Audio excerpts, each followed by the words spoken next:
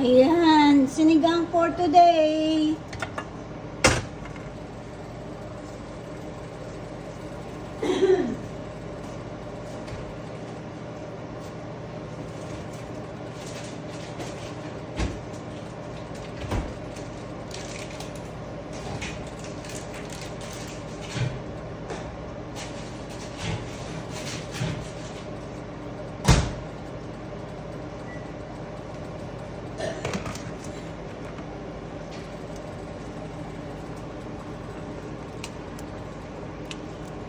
Sinigang na pampano, guys. Sinigang ayan, no.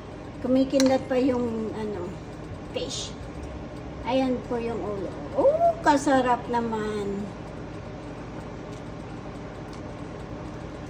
Magana po tayo ng sinigang, medyo makatilala muna natin. Kaya kailangan natin ng konting maasim.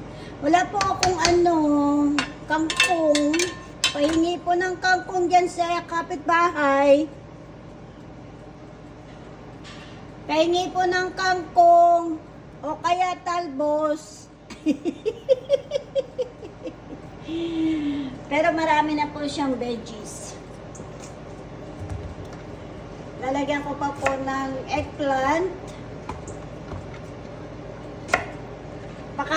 Baka po may kangkong kayo dyan na nakatanim.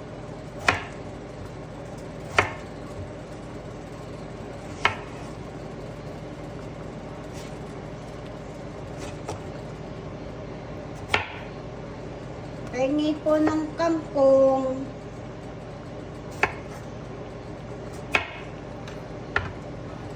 Ayan, eggplant na lang po ang pinakamhuli niya. Nag-carry away tayong bumili ng veggies.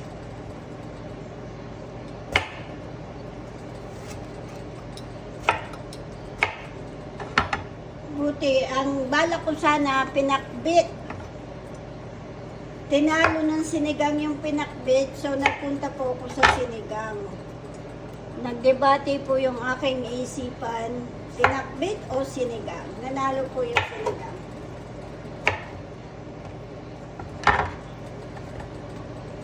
Ayan po, ayan lang po ang ating halo dyan.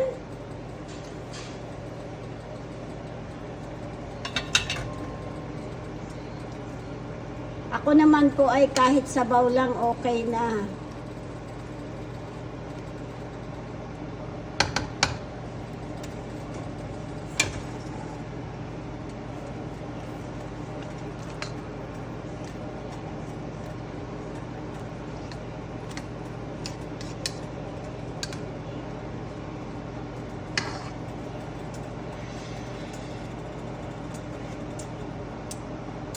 Ay, siya po ay masarap. Lalo isasaw-saw sa patis, ay kasarap po niya. Patis na merong lemon, yun po ang aking paborito.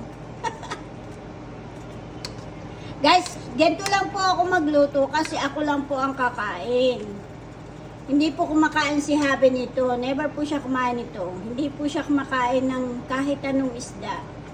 Unless it catfish, deep fry catfish. Yun lang po ang niya.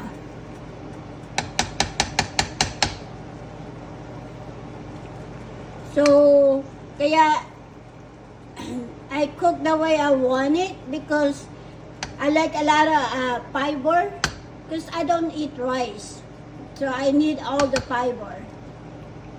Alam nyo na po yung kung bakit.